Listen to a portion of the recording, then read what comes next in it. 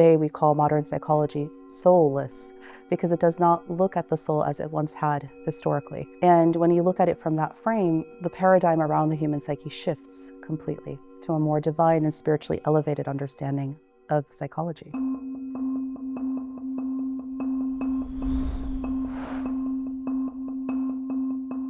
Islamic psychology is very similar to Western psychology, but there are some very key differences. Some of the main differences are really the very framework in which we understand what the human psyche is made of.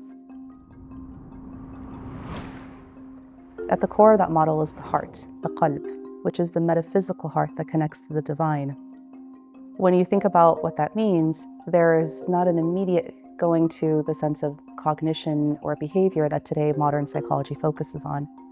You have a connection to the aql, cognition, which modern psychology acknowledges as well.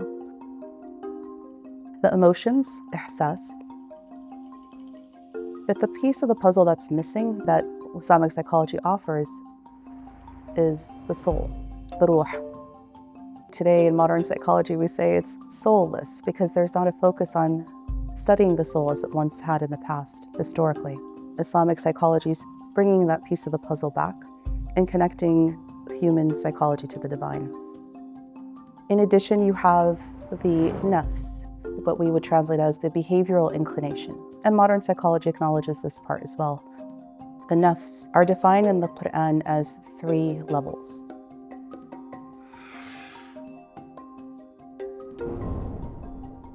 You have the nafs al-ammaratu bis-su, which is the nafs that inclines towards evil doing.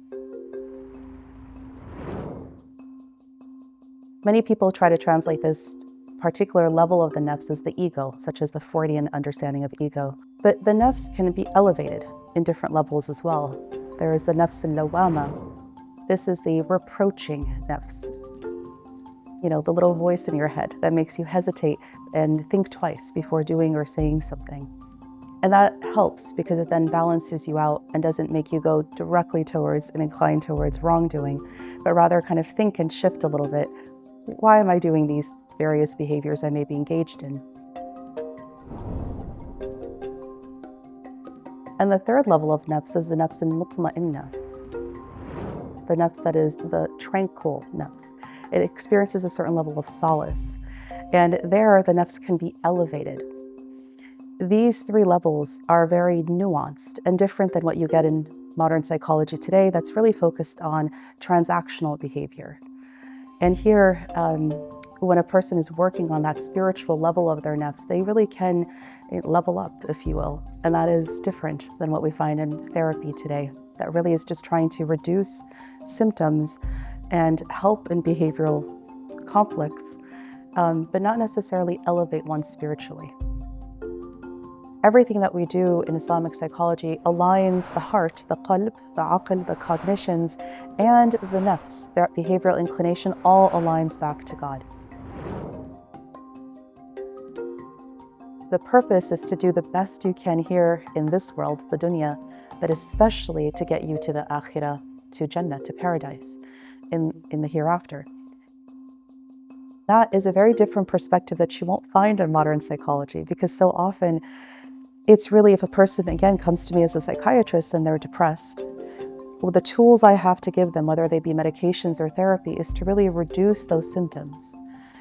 But in Islam, we don't think about elimination of symptoms in that way. We think about how maybe these symptoms that are popping up are actually little red flags telling you your nafs isn't aligned with your heart, isn't aligned with your cognition, aligned to God. They're kind of giving you little, emergency signals that something is off here and that requires more alignment. It's a different perspective altogether in Islamic psychology than we have in the tools that are there in modern psychology today.